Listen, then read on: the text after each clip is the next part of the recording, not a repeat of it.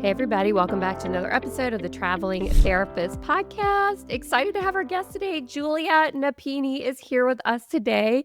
Hi, Julia. Welcome. I'm so excited to have you here. Tell us, how'd you go from being a typical therapist to a traveling therapist? Let's just dive into it. Yeah, thank you so much for having me. I'm excited about our conversation today. I have always had a love of travel. It is a big world out there. There is a lot to experience and immerse yourself in, but it can be challenging to afford, to coordinate, and especially once you become a therapist and you're seeing a caseload, it can be challenging to step away, and especially when you're in private practice to do that and have the confidence that your clients are going to be okay and everything will be managed. So once I started and grew a group practice, it became a lot easier for me to step away when I knew that there would still be income generated while I was not in the seat. And it really just evolved from there. A lot more opportunities presented themselves that I just jumped on. Yeah. Well, I want to talk about all the cool things that you're doing to be able to travel. When did you realize with the group practice that it was like, okay, I think I can step away now? There's enough income being generated. Like, I know that the number's different for everybody, but for you, like, what was that magic moment where it was like, you know what? I think I could step away. I think I've got enough coming in that I can kind of like go this other direction with some things. There were a few layers there. And so I would say it's taken me 4 years now of being a group practice owner to be able to confidently step away without the feelings of guilt and having that confidence that all the right people are in the right seats to support the team. Because there was a period of time where I would travel, but I would still be accessible. And so I would say, I'll be on a plane from this time to this time, but otherwise, if you need anything, I'm accessible. And that's very different than actually fully taking a step away and knowing that everything can be managed. So, a big component for me that might set me apart is by the time I started hiring clinicians, I was ready to transition my caseload and no longer see clients anymore. So, that was step one. So, I took my entire caseload and divided it between my first two full time clinicians. And that freed me up to a certain extent. And then once we had administrative support and someone that was answering the calls, keeping schedules full, and we had enough referrals so that I could be confident that spots were getting filled, I think those were the first steps where I started to step away a little bit more frequently. Yeah, that's amazing. So you just went outright like I'm done with clients kind of thing because I still literally have 2 clients that I'm like, maybe I'll see them forever. I don't know because part of it is guilt. I don't want to abandon them even though I'm sure they'd be fine without me. But you made that decision, I guess. You were like, okay, I'm done with clients. Was there like some reason you decided or were you just like over there being a therapist or just where were you with that? It was more burnout related. So when I had started my practice, I had made some really good connections in my community. And so when referrals would come in, it never felt good to turn anyone away. So it was saying yes when maybe it didn't always make sense, seeing way more clients than anybody should in any given day or any given week. I also went through a divorce. And so I was now solely responsible for the home that I purchased and the mortgage and all that went along with that. I had a very young daughter. So I had to really work around the parenting schedule. So I was seeing a full caseload in 2 days, which was not ideal because I needed to reserve that third day for some admin tasks. I didn't have anybody to help at that point. It was just me. And then the days with my daughter, I really wanted to be with her. So that was another huge factor that there were too many clients seen. It was the schedule that I had maintained and just being ready for something different and to really lean into a leadership role and be the type of group practice owner that I felt the team deserved. That's amazing. Now, did you just kind of stumble into building your group practice or did you take a course or something? Or you just like kind of built this thing, fly by the seat of your pants Oh, kind of, okay. Okay. That's amazing. Yeah. yeah. So I would say that private practice was not necessarily something on my radar, but after working in community mental health, a group practice that wasn't my own, a hospital, a crisis center, and child welfare, I really found a value misalignment. And so it was very clear to me that in order to do the work in the way that felt like it was in alignment and in integrity, I had to do it myself and be my own boss. So then once I made that shift, there were more referrals than I knew what to do with, and I missed working in community. So that's where the group practice came into play. I didn't set it up as a group practice, just in the event that I decided to expand at some point. And I also thought it made a lot more sense from a practical standpoint and a liability standpoint that there's this separate entity that I created. And so when the time came, I was prepared. So you built this thing, you got freedom, you got to a point where you could have freedom from it, and then decided you wanted to travel more. So could we talk about how you put that into your life, like how you made that work with business write-offs and all that stuff? Absolutely. So it started off slowly when I was single for the first time. So there was a 5-year period post divorce before I got into the relationship that I'm in now, where I kind of made up for lost time, where I had this freedom and I had some time without my daughter. And I knew that she was okay with her dad. And so I started to branch out a little bit. And I would take some trainings that were in Massachusetts, where I'm from, and I would obviously be able to write off the flight and the stay and the training itself. At that time, I got trained as a divorce mediator and a parenting coordinator. So I branched off and took trainings in that. And I actually went to Seattle and met the Gottmans and did my network with Gottman training. So that I kind of spread my wings a little bit. And then once I had the group practice and I had a solid foundation, the pandemic happened. And so I feel like a lot of it was kind of this overcompensation for my love of travel in the period of time that I couldn't. And so I really kicked it into high gear once we could travel again. And so then there were like more trips than ever. I was lucky if I could do one, maybe two a year. And post pandemic, I did multiple trips, some domestic, some international. So it started off with participating in someone else's retreat. There was an opportunity to go to Kenya, and it was with another therapist and her husband who was from there. I just happened to hear about it in a Facebook group. It seemed really intriguing. And I was able to bring my fiance and my daughter with me. And it was absolutely life changing. And there were trainings provided on kind of the culture, and we visited the Masai Mara. And so there was a way that I could incorporate that into business. And then from there, it has just exponentially grown. So I attended a lot more retreats. I attended some conferences that I was really intrigued by. And then it made sense to apply to speak at those conferences. Once I had attended and I knew what they were all about, and really enjoyed the community and the shared experience and the networking. And so that has brought me to this point. That's amazing. Before we hit record, Julia actually mentioned that to me, and I was like, I admire anybody that just decides, okay, now I'm going to go be a speaker at conferences. Like, to me, that's so brave and just amazing. So, did you have like topics that you already had in mind for these conferences, or is it like because people do ask this a lot, like, how do I get into that sort of thing? Like, how did that process happen for you? I'd love if you could tell everybody. Of course, it's a good question. And I think it goes back a little bit to when I was in my undergrad program. I was simultaneously taking all the course requirements for social work and education.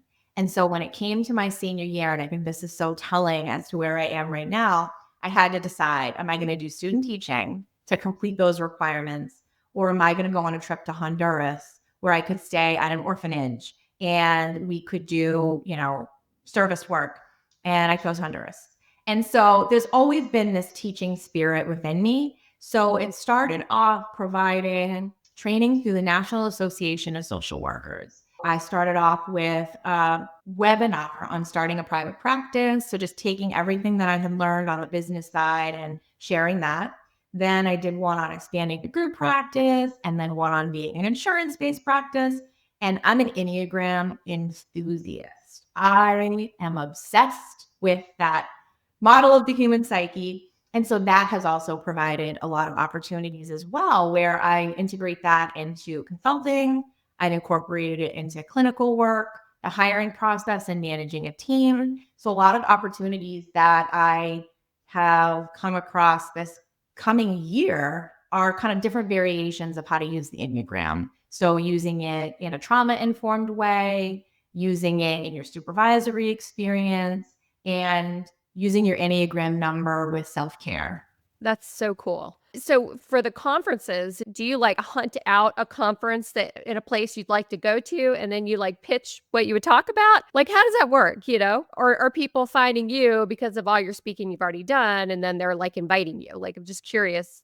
Yeah. So I would say what you just said is happening a lot more now. In the beginning stages, it was more as I was making connections to other clinicians, private practice owners, group practice owners, and navigating the consulting space. I was becoming aware of a lot more opportunities with retreat and conferences. And so I would pick which ones to attend based on location was definitely a factor. If they offered CEs, what a bonus. And then if there were individuals that I had either been listening to on podcasts or that I had maybe connected to on social media and wanted to learn more about. And then there were times when there were people that I had personally connected to and we would join different groups. And so we would go together and meet there. And it was a great way, even though we didn't live near each other, that we could spend time in person. And then from there, after I would attend a conference, it was or a retreat. There are a couple of retreats that I'm speaking at.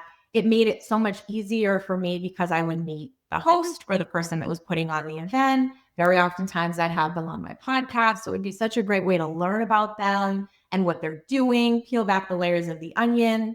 And then if the opportunity presented itself, I was coming in with so much more confirmation that these were my people. So it made it a lot easier to apply to speak or have a conversation that just resulted in an opportunity. Yeah. Oh, that's so cool. Amazing. And it's like you get to do that, expand your professional voice or whatever, but also get to travel to all these beautiful places. That's just so smart. So you mentioned your podcast. Can we talk about that a little bit? Like how did that come about? What's it about? And, just the process about it. I'd love to people ask me all the time, like, how do you start a podcast? It's like, well, it's not that hard. You just record something, start talking, but I want to hear about yours and how you got to that place with starting it. Well, when we were talking before we started recording and kind of commiserating with each other about how I think starting the podcast isn't the hard part, it's maintaining it and being consistent and continuing to deliver value. So starting the podcast was relatively easy. I am a huge podcast listener myself. And you would ask me if I had done anything related to business and preparation for owning my own. And the answer is no.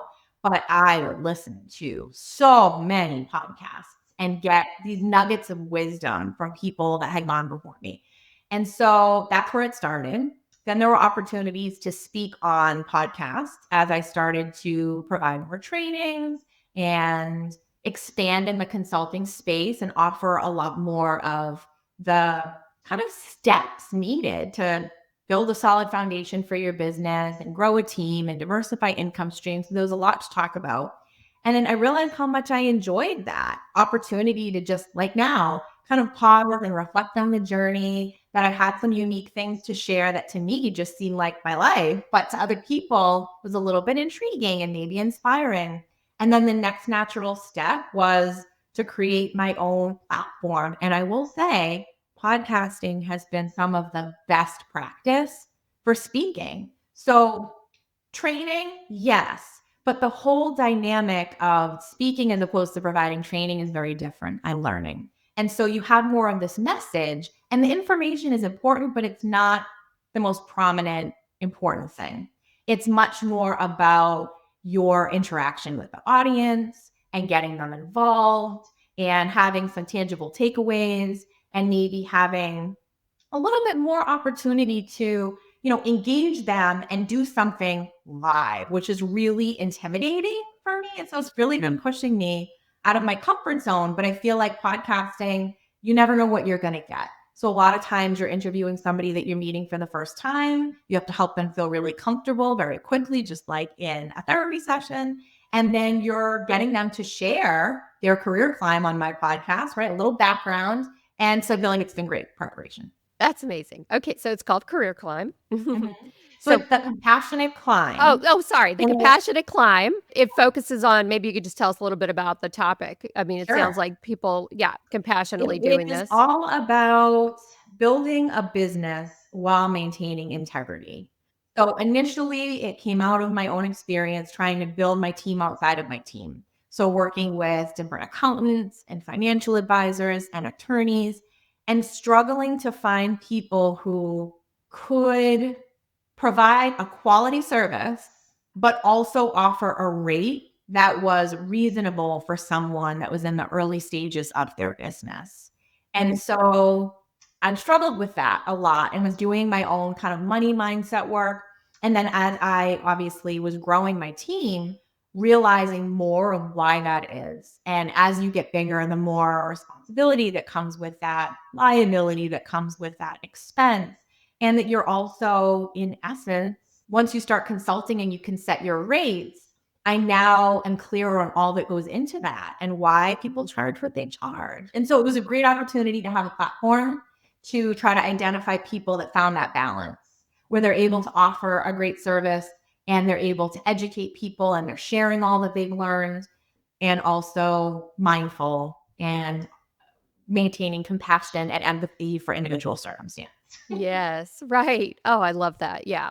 I gotta go listen to it. I'm excited to actually check it out. Yeah, Yeah, yeah. that's Well, really I cool. would love to have you on as a guest. We were Ah, talking about that. So, yeah, stay tuned.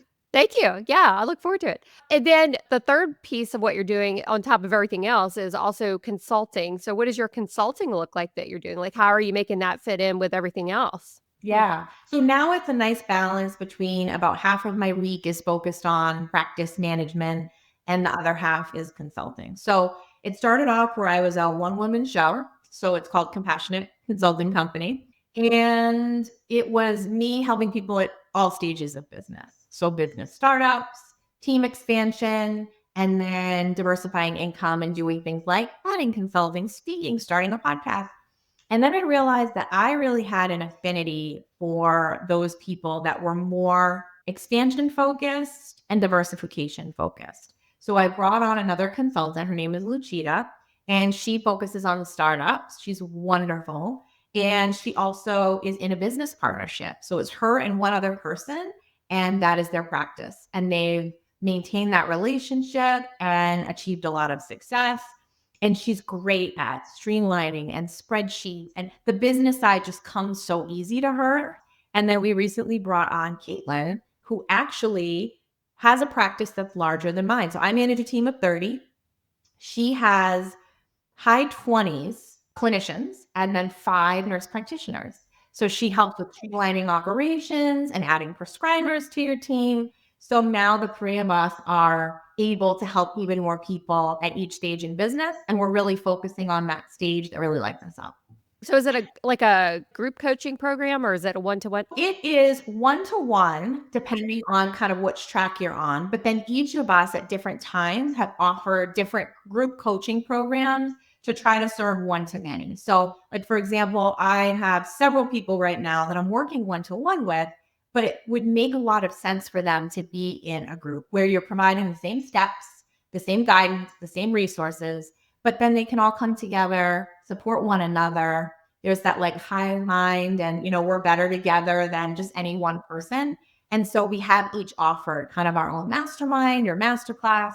Oh, that's so cool. Do you feel like you're able to balance all of this, the podcast, the travel and the speaking and the consulting and all of that? Or like, how's that going for you? Because people ask me that all the time. They're like, how do you do all this? I often question the same thing with people, and I'm always taking just kind of little pieces of what they share and trying to implement it. But I would say in this very moment, I can emphatically say, yes. Has that always been the case? No. So there was definitely a time where opportunities would present themselves, and there wasn't really much time that I would take to consider. And so I would end up taking on so much, my plate was full, and I would find a way to do it and do it to the best of my ability. But it was a lot. And so I feel like I'm at a position now where I'm much clearer on this filter and what are the things that are the best use of my time. And a lot of that has come from delegation and especially in my group practice, having a really solid leadership team, having a rock solid administrative team, and knowing that it's run well so that I am able to branch out and experience a lot of these other things. And there was a period of time for me where I would experience a lot of guilt. When I would step away, I would feel bad for being away from my family. I would feel bad about being away from the team. And as time has gone on, I've been able to incorporate my family in a lot of this, but also really seeing the beauty in when you take a step away, there's this renewed appreciation for everything you have and so much more to share when you come back together. And then with my team, seeing how it's really provided opportunities for those in leadership positions to step up and really empowering them to shine. And that it's much more of a collective, collaborative effort than everything falling on Julia's shoulders. So it feels much more manageable now than ever. And the travel has increased and is more than ever. So the timing is good. That is amazing. It sounds like you're doing so many cool things. And it sounds like, I mean, I don't know the whole story, obviously, but it sounds like maybe you had some lessons to learn early around like who are you bringing into your business and hiring with the authenticity piece and compassionate piece. And then it sounds like at some point you figured out a good system and now you've got a really strong team that you can trust and just kind of step away from and know it's going to all run okay. Yeah. Hard lessons learned for sure. And that's where the not having any business experience or opportunities in a leadership or managerial position before starting my own. So much of it was just learning by doing. But in all reality, if I could go back, I personally would not have done it any other way. But now I can help other people get to this like CEO role and embrace it so much faster than it was for me and have them start to do things really early on to set them up for success so that they can get to whatever point they want and have the time available to devote to the things that they really want to, not just those obligatory things. Yes. All the annoying little tedious things that take up all of our time if we don't manage it the right way. Exactly. Exactly. Oh my gosh. Well, thank you so much for sharing. So how do people find you? If they want to work with you, if they want to see what you're up to and what you offer, where do we find you? I would say compassionateconsultingcompany.com is the best place to go. And all of our links for social media are on there. I have had so much fun lately. So with the counseling practice, we have someone on our team that handles our social media. So that has really freed me up to have a lot more fun on Facebook and Instagram, particularly, and just record a lot of these travels, but also the things that are going well and not so well. It's not just a highlight reel, it's a lot of the reality of group practice ownership, business ownership, and spending time on there. So, and then Yeah, they can tune into the Compassionate Client podcast if that sounds like it would be in alignment and beneficial. absolutely. Well, thank you so much for taking the time today. Thank you so much for what you do and inspiring me. And I appreciate you having me on the show. Well, thank you.